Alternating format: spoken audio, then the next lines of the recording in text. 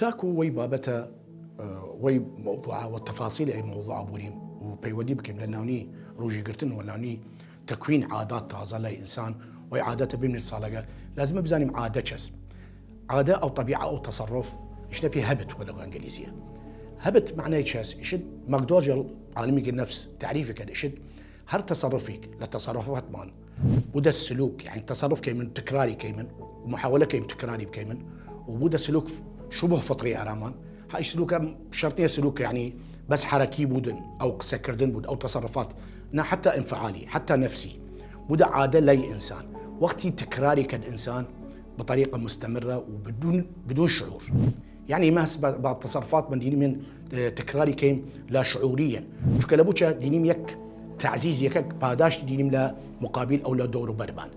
منال مثلا انت ما شكل منال ومنالي وقتي ناو باوغي تيرد اول جار مثلا كد ايش بابا يا ناو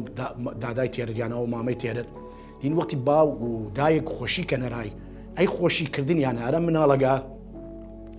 يك تعزيز دب يك باداش دب فمحاوله كان منال دائما هالتكرار اي مساله التكرار كانت بصوره مستمره لابد لانه باداش دين